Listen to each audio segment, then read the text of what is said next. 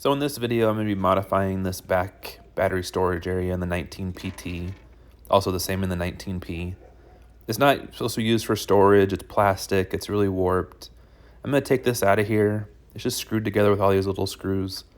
I'm going to unscrew everything and just modify this, make it more useful, more purposeful. Alright, got that top piece out. Got everything kind of exposed. A lot of trash in here, a lot of stuff to clean up. There's pieces of wood, shavings, screws, just all laying about. I want to say that I'm surprised, but I guess I'm not surprised. But get this cleaned out, and then I'm going to use, I'm going to cover this with like wire shelving. You see that drain pipe is going to get in our way back there. So part of my plan was to use these metal channels. You actually find them near the wire shelving brackets hanging them, but they're the same thickness as the ABS plastic. I just wanted to show this part because it ended up not working out, but I was going to run these channels across the top of the ABS plastic, screw them down, and then screw the shelves into the metal. I thought it'd be more solid. Ended up, I'll show how it goes. The ABS plastic ended up not being completely level on the top. So once I screwed it down, it couldn't be tight in one section. It would kind of lift up in another section. It would go a little crooked. It was just turning into a lot of work. So I decided maybe it's not worth the effort to actually try to do it this way. If I wanted to do it right, I'd have to like shave the plastic down, level everything out. So I decided I'll just take those out. It's maybe not so necessary as I thought it might be. So this is one piece of wire shelving. I put it in upside down so it lips up in the back. That way stuff don't fall. This is a 20-inch wide piece by 4 feet long. And then I have a second piece. This is just a 16-inch by 4 feet long. And I'm going to have this one overhang the backside. And I'll just kind of slide those two together and just have them rest on top of each other at the edge. They actually would kind of help support themselves, and then I'll just cut this down so that it kind of hangs just out the back a little bit. Adds a little more to the shelf space, but it also will come into play when I put up the plastic panel to block the battery or the inverter. So if you never cut wire shelving before, get yourself a pair of bolt cutters. Makes it easy. It actually slices through this wire shelf pretty easy. So I got it cut. I just took out like one segment towards the end. I'm not going to pull it this far through. You can see it kind of overhangs. It just so happened though, if I push it back and the bars align in the center, I'll probably like zip tie those together, and then it's right at the, like right where I want it to be. So that looks pretty good. So I'll zip tie those down.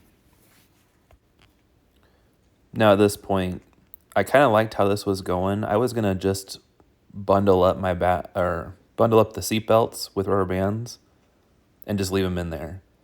I decided in case I'm gonna like resell this, trade it in, make it more functional so that this can stay in the back. But if someone else wants to use seat belts, they can.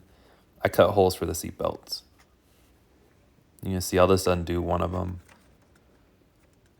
The seat belts, I put plenty of space so it's not rubbing the shelf at all. It'll just come up through the bars, loop over the back metal bar, and then go up through the seat.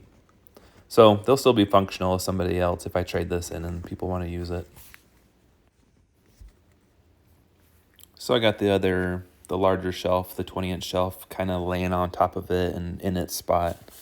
I put them together how I want them. You can see that lip is just right in front of that drain pipe over there, so keep stuff from falling over that edge. Stronger than I thought. With the two pieces overlapping each other, they have a little bit of structure to them.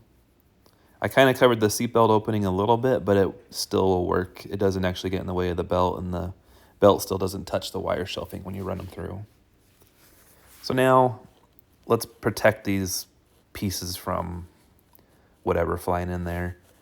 So you have the inverter on this side, and then the battery is on the other. I'm going to cut it right after the inverter, and then I'm going to kind of angle it in and make a little pocket.